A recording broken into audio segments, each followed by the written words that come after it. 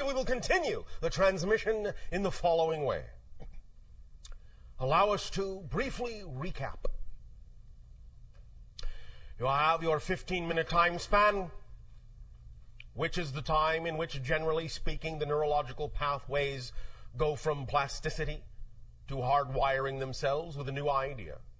And with every single thought, with every single feeling, with every single definition, you change the wiring of your brain. And now, with the understanding and the introduction of this specific structure of belief, embedded through the holotopic experience into the center of your receiver antenna brain, you now can have the opportunity to always allow there to be a doorway to the light, even in the darkest of hours, even in the most negative of beliefs. There will always be that tug and that pull to remind you that there is always a light at the end of that tunnel, and to urge you to walk toward it. And to know that every moment is a new reality, a new you, utterly and totally defined by whatever definition you choose to buy into most strongly at that moment. And we remind you of your mechanisms of manifestation, making the invisible visible that is already here, and motivation, discovering what beliefs you have attached to the ideas of pleasure and pain.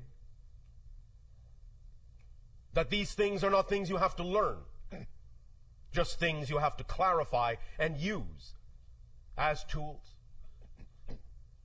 With your permission slips, you are now more capable, because you are new people, more capable than those people that were here a moment ago, more different, more clearly aligned, more clearly defined with the higher mind in concert with the physical mind than the people that were here before. Those people are in another reality. It still exists, but they are not you and you are not them. You are now who you define yourselves to be.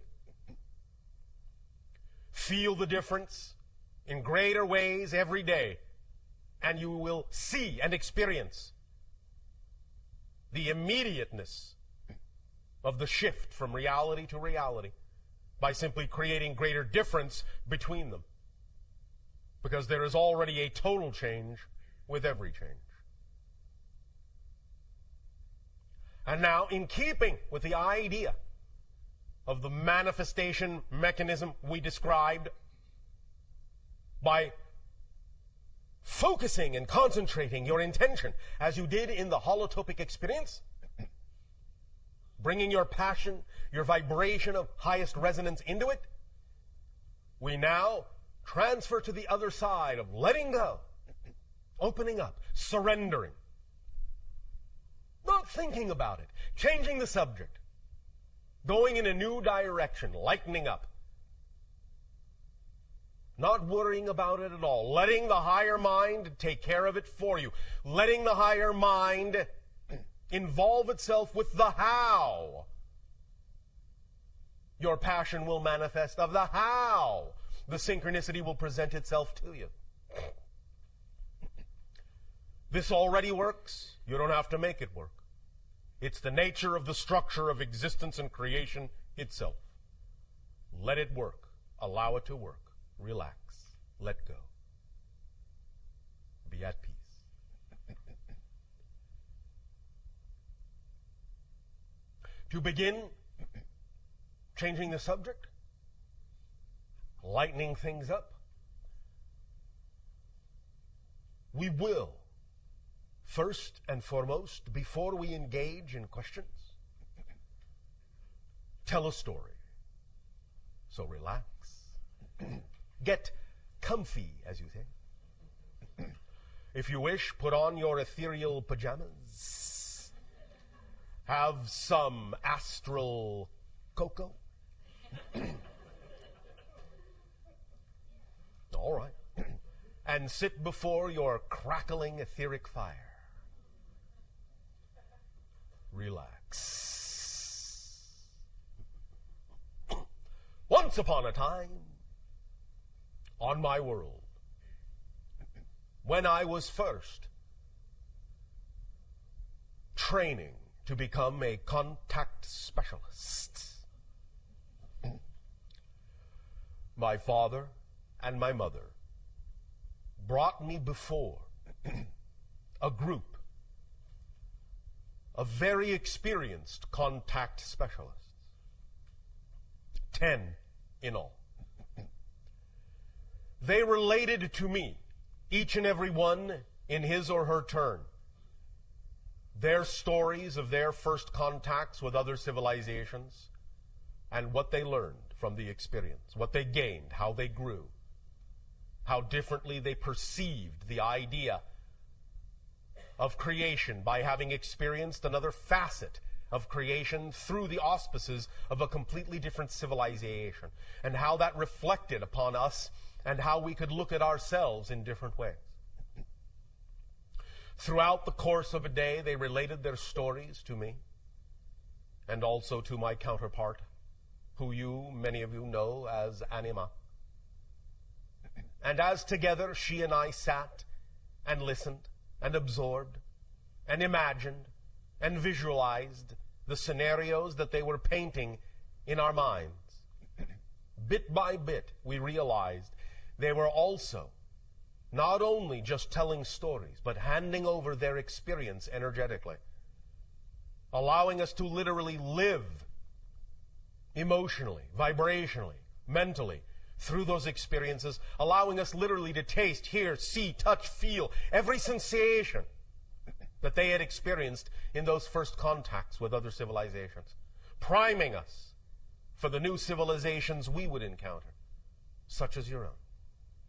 So that by the time it came time to encounter you, we would have a wealth of experience and knowledge to draw upon, to aid and assist you, and also to allow our interaction with you to aid and assist us in seeing ourselves relative to all the other civilizations, all the other facets of the multidimensional crystal of all that is, and giving us a deeper appreciation of our connection, of our relationship as family within creation,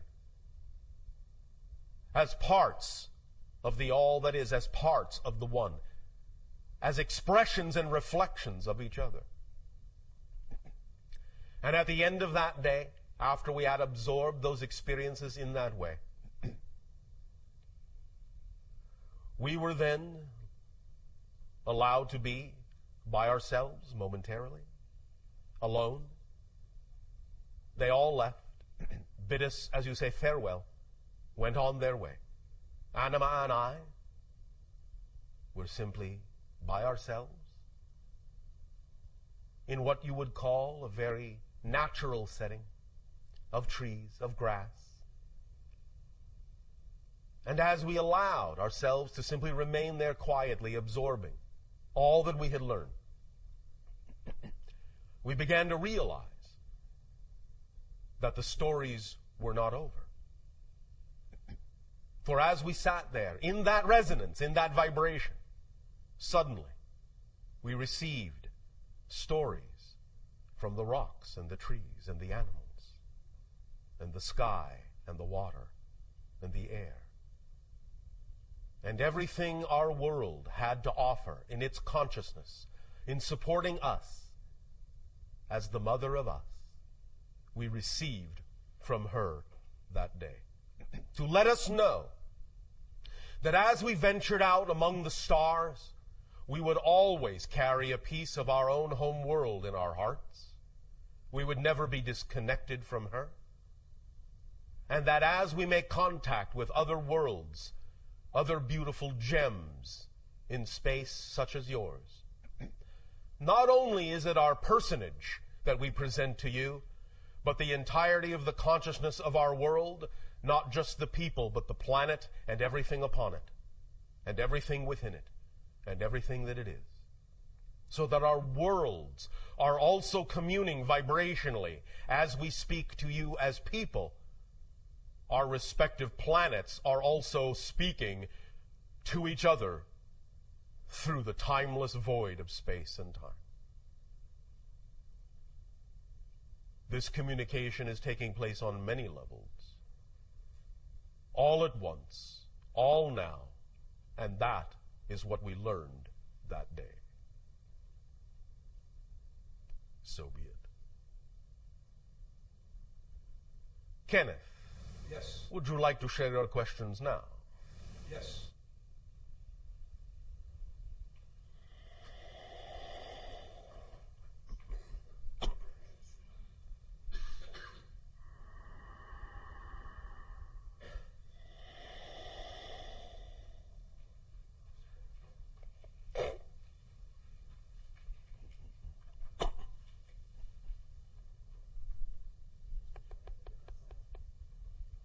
Hello, Bashar. And do you good day? I was really glad that the guy this morning called you B. Yes. I like nicknames. They save so much time. Yes. Of course, you know, these days we recognize that as a dual-layer joke. The first layer being, of course, on the human level, where nicknames really don't save that much time.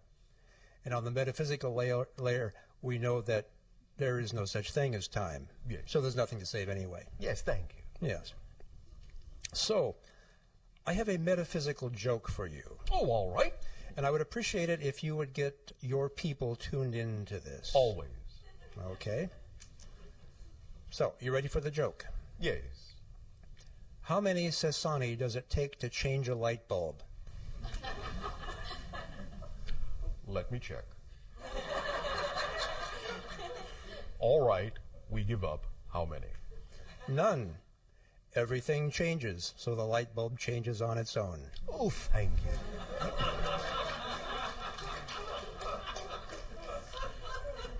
Thank you also for participating in lightening up the energy so that it is easier for individuals to let go and surrender. Thank you. I appreciate your acknowledging that. At a previous channeling session, I say previous in quotes since it's all happening now anyway. Thank you. You talked about the games that you guys play on your world. Yes. And so I have a question about games. You say that your people are on average about 5 of our feet tall. Yes. So does that mean your basketball hoops are proportionately lower?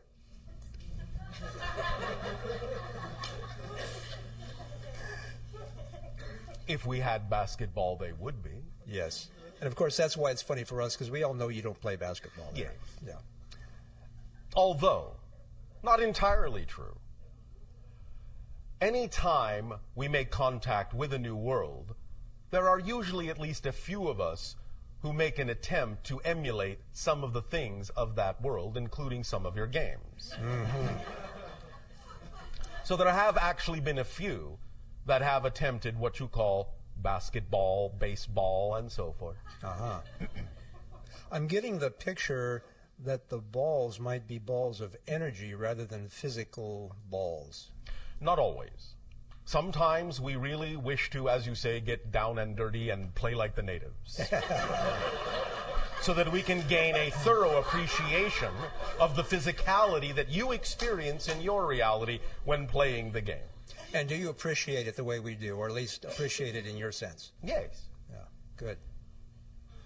You realize, Bashar, that going by the single name Bashar puts you kind of in a unique category that includes Cher and Madonna. Yes. Prince, yeah. Just thought I'd make. Thank you. Anyway, now to my question.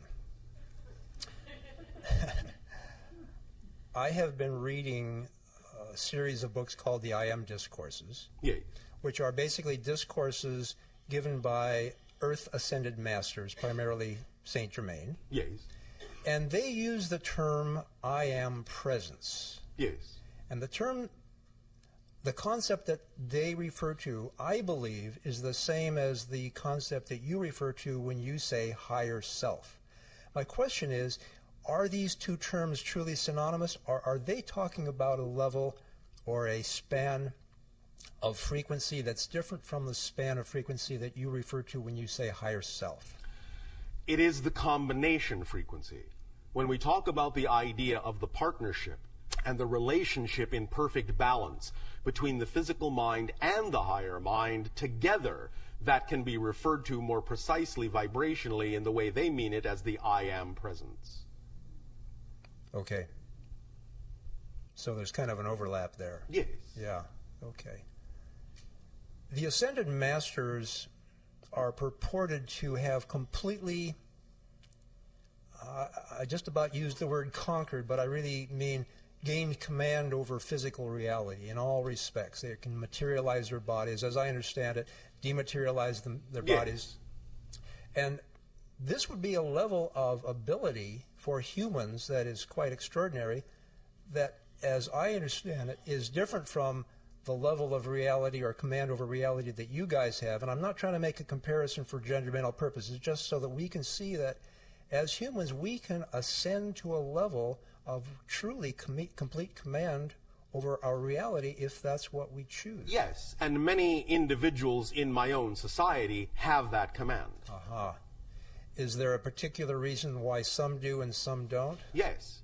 It depends on the path they have chosen, what it is they are teaching, what it is they have to reflect, and also to some degree the idea of what many individuals choose to do with remaining in certain levels that make it more conducive for them to interact with other beings of similar level. Mm-hmm. So what is it that they are communicating by understanding and having this command of reality that someone who doesn't have that command is not communicating? First of all, they are, as a vanguard in a sense, communicating to the entire society and constantly reflecting to them openly the potential that exists in all, so that we never forget that by having examples around us all the time. Which is what our Ascended Masters do as well. Yes. Cool. Okay. Bashar? There's that temperature again. Yeah. That's the end of my questions. Bashar, get out of my way. I'm coming through. Shivai. Shivai to you. Thank you, K. Welcome, B.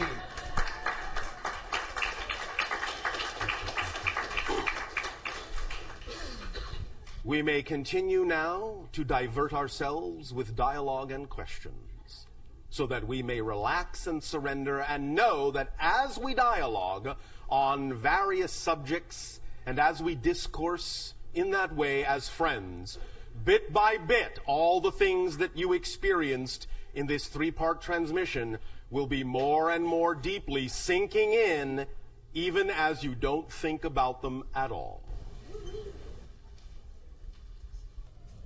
Hello, Bashar. And you, good day. I just want to thank you so much. One moment. All right. I wanted to thank you so much. I saw you probably a year and a half ago at the quantum physics workshop that you did, and my life has just been a series of miracles and synchronistic events, and it's been so much fun. And well, thank you for creating your life to be that. Thank you. At that workshop, you had mentioned that there was these ships in the sky. They were stars. They would look like stars. They were blue and red and white, and they would strobe. And you said that those were the motherships, and I was incredibly excited to spot them, and I did. And I see them all the time, and I wanted to ask you if those, other people tell me, like, they're just stars. That's what stars do. They strobe like that. And sometimes that is what they are. Okay. Sometimes, if you are able to pierce into other dimensional frequencies, you can see that there are other things there. It is simply a matter of having discernment to tell the difference. Okay. A year ago at the Burning Man Festival, yes. I would say my highest excitement at that time was to make contact with a UFO.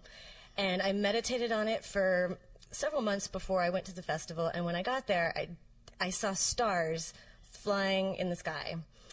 And so did several of my friends. And it was really exciting. And then one particular night, it seemed as if the planet Jupiter flew across the sky. No.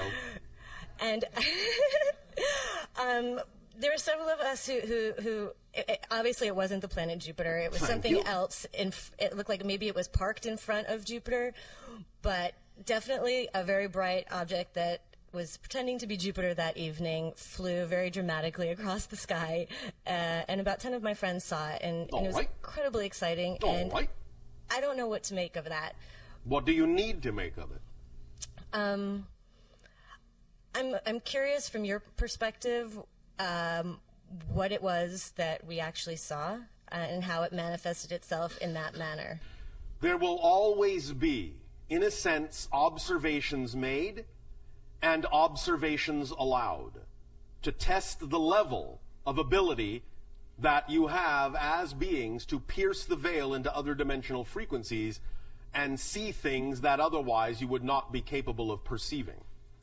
So many of these are simply, in that sense, barometers to allow us to know and others to know what level of frequency you happen to be operating at in that particular scenario, so that we can, in that sense, gauge and understand what different scenarios allow you to do as permission slips to take yourself to different levels, and what, by taking yourself to those different levels, you are capable of perceiving. Okay. For we will know when you can see us, and we will know when you cannot.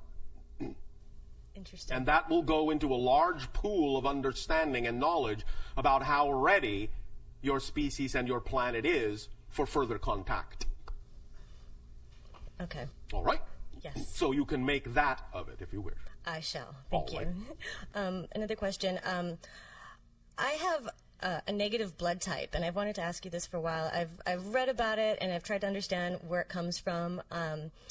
And I'm curious, from your perspective, what if I incarnated into this body at this time, space, reality, with this particular blood type for a particular reason? Of course. You always make these choices. There are always aspects of what you choose to experience as an incarnation that play into the theme that you chose to explore. Again, the question is, what do you make of it? What does it turn your mind to? What does it focus you on?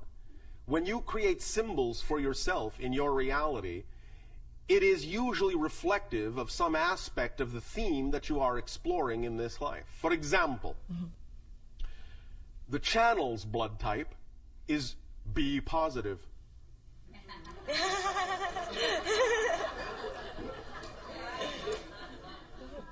Catch my drift? Yes. Does that help? Yes, no, maybe.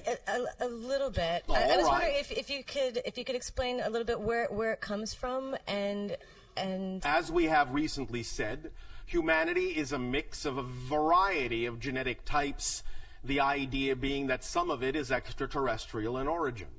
So in that you have these mixed up genetics, some of the issues of blood type are connected to that, and some of them are also representative of the indigenous stock of the hominid that evolved naturally on the planet. But at this point in time, as you call time, at this point in your evolution, at this point in your day and age, it all simply functions right now as a symbol, in the sense of whatever it is that it turns your mind to most strongly is usually a reflective indication of a theme that you are exploring, and that's the way to utilize it, in our opinion, at this time. Okay. All right. Yes. And I have one last question. It's a little odd question. Oh, an odd question as opposed to an even question. Yes, well, exactly. It's question 3. I guess that makes it odd. All right. Okay. I've been studying a lot of mythology, Yeah. and the stories are really fascinating. I can see how they're all related across, the Bible and Egypt and Yes, whatever. yes, yes. And there's a story of Samson, Yeah. and the strength was in his hair. Yes. And it got me wondering if we hold our wisdom in our hair. And Not literally. Not literally. And what it is, why, is there a thought form that manifests as no hair in men? and no offense to our channel, obviously. I don't have any hair either. I told you it was a strange question. But I was curious, It's a why is that case-by-case basis, why men and it in our will also culture- depend upon when the symbol appears archetypally in your history in terms of what the symbols mean to that particular culture at that particular time. It isn't always across the board for every single era and every single epoch that the symbols mean the same things or are representative of the same things. In that context, the idea really was self-image. The strength was in how he saw himself. Hair being a representation to many people on your planet of their image. Do you understand? Yes. So, it was a lesson in the idea of regardless of what you are going through, it is the image you hold of yourself that will actually carry you through. And when the hair was cut, what that is a euphemism for is somebody, in a sense, offering him a reality where he chose to accept it as a diminishment of his self-image. But once he regained his self-image, once his hair grew back, he regained his strength. But it's an issue of self-image. You follow? I do. So, the idea now, in terms of not having hair, is the idea, in a sense, that image isn't so important anymore, that it is, in that sense, the idea of being, shall we say, naked to the world. Do you understand? I do. All right. Does that help? It does. Is there a reason why in our culture right now that there's the gender difference in men and women? Why? I mean, why does that manifest in that way? Well, you are still dealing, as many civilizations do, with various issues of polarity.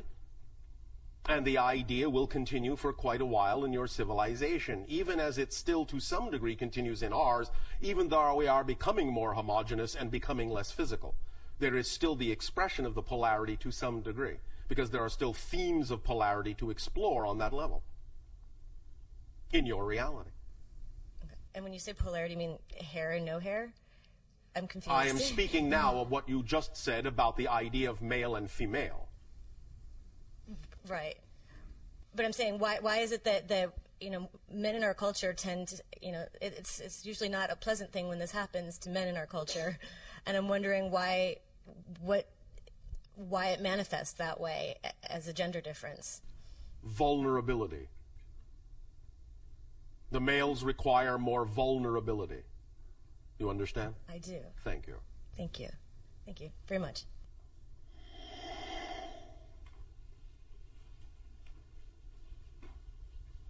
How to follow your excitement. Were we talking about that? We were earlier. How yes. odd! We almost never discuss that. I know, and I've personally explored and experienced that bunches and bunches of time, and how magical it is. Bunches and bunches. Yes. And then there are these other times where I've got things going on that confuse me. So I want to. That confuse you. That confuse me. Okay. Yes. And I want to give it to you before you start, and let me finish giving it to you before you start poking right. holes in it, okay? Poke, pokey, pokey. Thank you. Okay. I have a business that I run. I've got a project that I absolutely adore, and it's like a lot of my excitement is directed towards that. However, I am not at a point where I can jump off the cliff and say, I can let go of my business and everything will be hunky-dory. I don't have that belief. So financially, I feel the need to keep going on my business. In my business, I have commitments. I have agreements that I've made with clients that I exchange, and this requires certain efforts on my part and time considerations. And then I have this idea of, I'd really rather be following my excitement right now rather than delivering this commitment or delivering this agreement, which in order to stay in business, I must do. Right? So. If you say so. Okay. Well, yeah, you're going to tell me. Okay. Or maybe.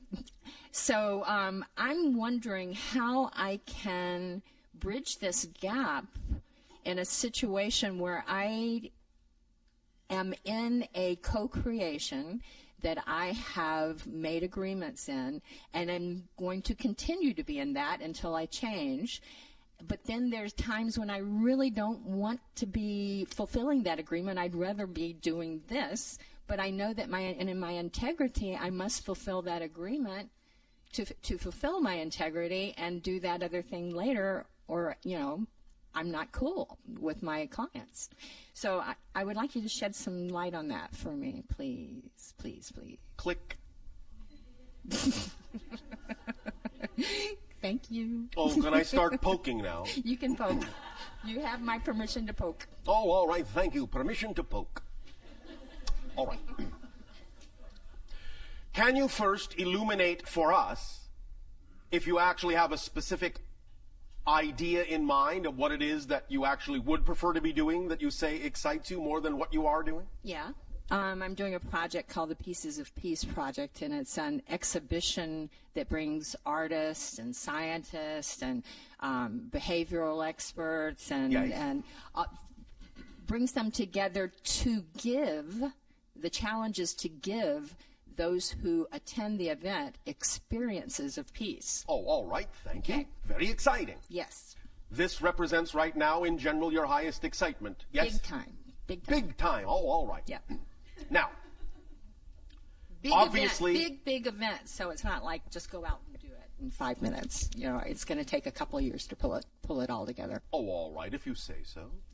Maybe. Okay, thank you. Thank you, maybe. Okay. Have you ever heard us talk about the mechanism or the experience we call the threshold of believability? Possibly. It's where you allow yourself to imagine the thing that you say you wish to do in the most exciting way you wish to do it, and ask yourself if you believe beyond a shadow of a doubt if that can manifest within a certain amount of time. When you can answer yes immediately after asking the question, then you reduce the amount of time and keep reducing the amount of time and ask the question again until you suddenly find even the slightest amount of hesitation in your response to say yes. As soon as you find the slightest hesitation, you know right there that that's exactly how much time it will take according to your current belief system. And if you wish to reduce the amount of time, you have to find out by investigating your beliefs what beliefs you're holding on to that say it has to take that amount of time. Once you have addressed that belief and have integrated it, you can begin the process again, and you may find out that it will actually now take less time than you thought it would by having integrated that previous belief. And you keep going down and down and down until there are no more beliefs to integrate, and whatever time really is remaining at that point that you feel is necessary will be the natural amount of time it will take according to the belief system you believe it's important to hold on to for your growth and your process at that point. Does that make sense? In other words, you're saying what I'm comfortable with in the sense and of what works for you, and what is perhaps part and parcel of the theme that you actually need to explore with your current belief system structure. So if you're saying right now, I know beyond a shadow of a doubt that I can manifest this exciting thing absolutely no later than 2 years, yes, no problem at all. But then you ask, I know beyond a shadow of a doubt I can manifest this exciting thing within 1.5 years, yes or no? Well, maybe. As soon as you hesitate, that tells you that that's how long it will take. And so you have to find out what would you have to believe is true in order for it to take that long. And many times you'll actually find that when you investigate the beliefs and integrate them and ask the question again, you'll sail right through that previous timeline and reduce it quite a bit. Because it is only the belief system that determines the timing of these things. Because everything is already instantaneously manifest. But then I only have so many hours of the day to And that's pull why this we huge say, thing and together. that's why we say, when you truly follow your excitement and act on it, you begin to realize that excitement is the driving engine and the organizing principle behind everything. So if you're really acting on your excitement and you act on it to the best of your ability every day, every moment, whatever it is you actually have time to do that day is all you need to do. And whatever you don't have time to do that day by following your excitement, you don't need to do that day. Wait a minute here. Yeah. I've given my word to people. I've accepted money from people. Yeah. I have said I will do this for you and thank you for the money. Yes. So if I am going through tomorrow... Are we talking about your excitement now, or are we talking about the thing that you're just doing to bide your time? I'm talking about the thing that I'm doing to make money to support me. That's a different issue. That's Okay. not what we were discussing. Okay. What we were talking about was the thing that excites you the most first. We said if you act on your highest excitement, it is an organizing principle, and whatever it is you're capable of doing in the direction of your highest excitement in any given day will be sufficient for that day. Okay, gotcha on that. Okay. In terms of doing other things you have said you will do, that's a different issue if you've laid out timelines in which you said you would do those things and made those kinds of commitments. Right. We're not talking about that. Okay. Now, Yes. nevertheless, the issue still is. If you believe that what it is you are doing, as you say, to support yourself, is what you believe you need to do, because right now you do not believe that the things that excite you can support you, then that's all well and good. And it's up to you to choose whatever it is that seems to be the most exciting thing you can do to support yourself with your belief system, and do it in the most exciting way you can. At least do that. While you are still choosing to do something you say is not fully representative of your excitement, at least do it in the most exciting way you can. Right. Otherwise, don't do it. Do something else. Yeah, see, I was trying to take what you were saying in the earlier part, right? Yes. And then apply it to that situation, and it doesn't really work in that situation of my income producing thing. Well, it does when you apply it appropriately. If Yes. for instance, there are like certain actions that... Give us an example specifically. I have to make phone calls to architects and designers and try to make meetings with them. Stop. Do you enjoy any of that? Sometimes. Why do you enjoy it sometimes and not other times? Because sometimes I'd rather be doing my project than doing Why that. do you enjoy it sometimes? Do you notice that when I asked that question, you answered the negative side first, even though I asked the positive question initially? I'm noticing that now. Thank you. Okay. Why do you enjoy it sometimes? Sometimes I really connect with the person that's on the other end of the phone, and we have a lovely conversation, and it makes me feel good, and I make them feel good. All right. What about the other times is not exciting to you? When somebody gets kind of testy and like get off the phone kind of a thing. Now, let me ask you a very important question, if I may. Please. Are you ready? I am Are open. you sure? Yes. Thank you. Why do you allow others to determine how you choose to feel? Because I got this inner child issue. And what is that inner child issue? Feeling like she's unwanted. Unwanted. So you're saying you believe that that's absolutely true? No, I've been working with that issue quite a bit. So you are lying.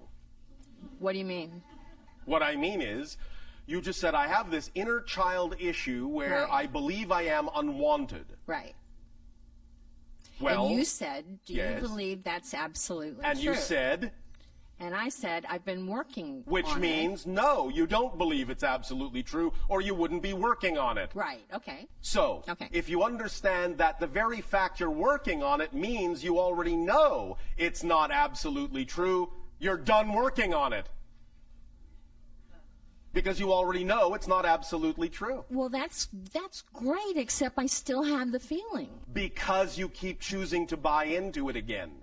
This is what we talked about before. You know what you prefer, but you keep choosing the same thing that you say you don't prefer.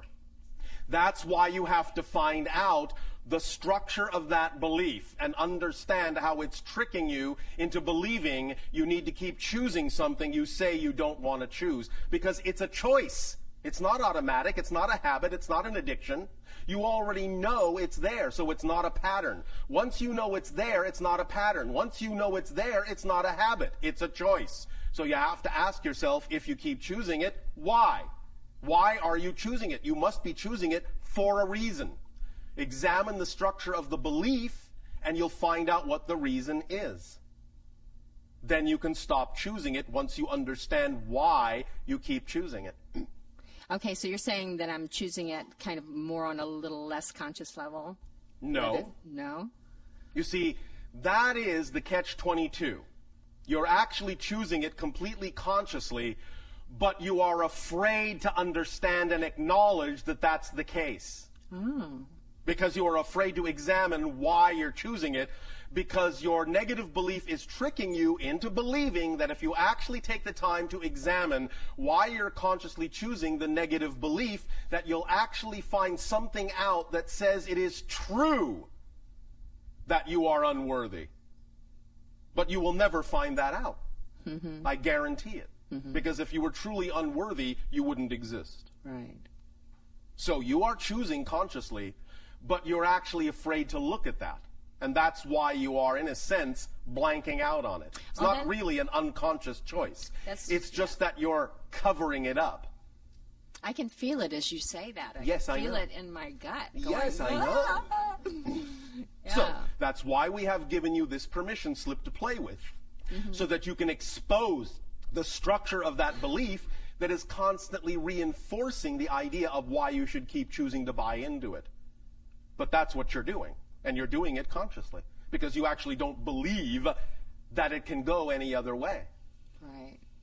But since we have already established that the reason you're working on this to begin with is that you actually have an empirical knowledge that you are worthwhile, then when you truly understand the mechanism we're talking about, you'll realize that there is no need for a process when you've already arrived at the conclusion.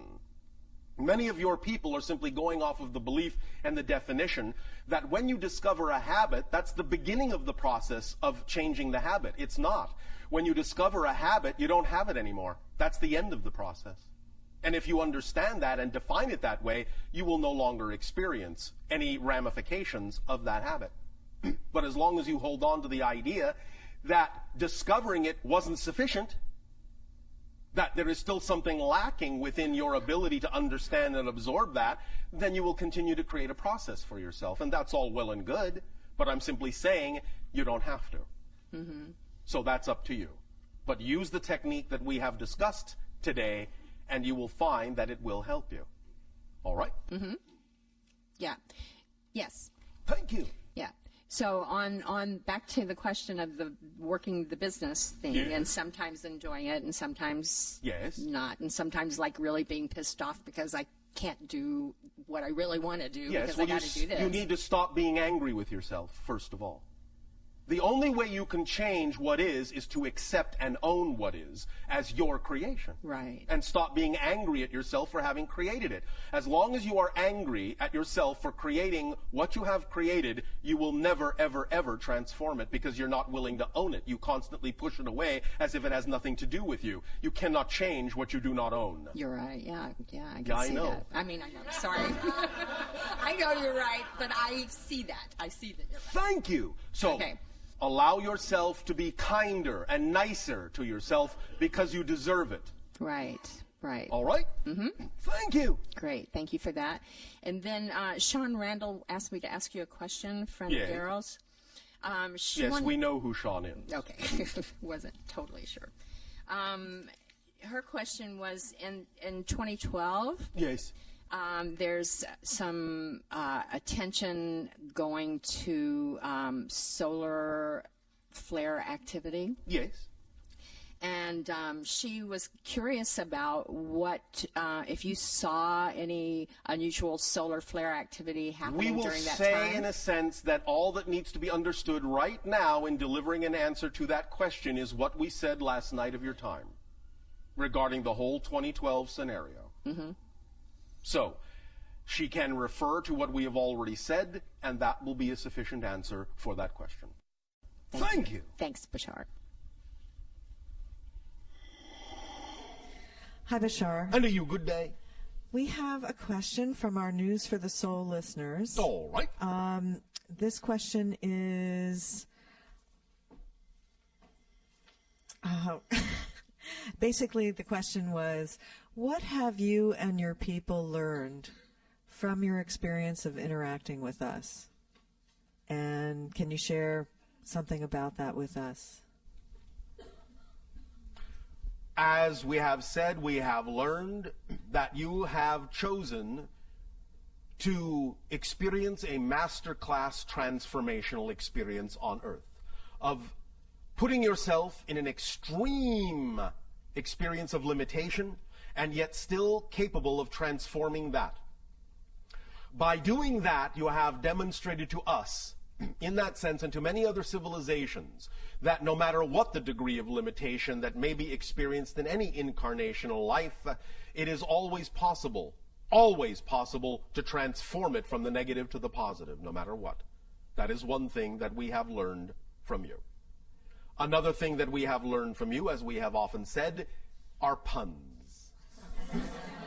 Because our ancient language does not support puns. We enjoy the idea that your language does, and so we play around with that. And you're very good at playing with it, too. We always enjoy your puns. So how are you changed, you and your people? How are you changed within yourselves from experiencing us? It expands our understanding of all that is and all the ways it experiences and expresses itself. And any time we expand our understanding of all that is, we expand our understanding of ourselves because we are supported by the whole. Very nice. Well, we certainly have enjoyed the interactions. And so have we. And many others. Thanks. Thank you. Good day, Bashar. Good day. My family, my son, and I think in particular, have co-created a situation where he is... Speak up so that all may hear what you have to share. Where he is, at this point, classified as schizophrenic. Oh, all right. And... Me too. Oh, wait, so am I. Don't forget me! What did I just do?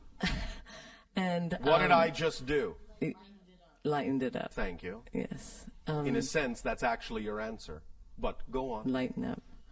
I've gotten a lot of answers as a result of being here this weekend. But what else can I do to I know. The idea fundamentally of what your people refer to as schizophrenia is simply the recognition that you are all embedded with multiple potential personalities. The idea simply is that when you haven't been taught how to allow them to communicate as a coherent whole, sometimes you can have split off or splitting phenomenology within some of those or between some of those personality structures.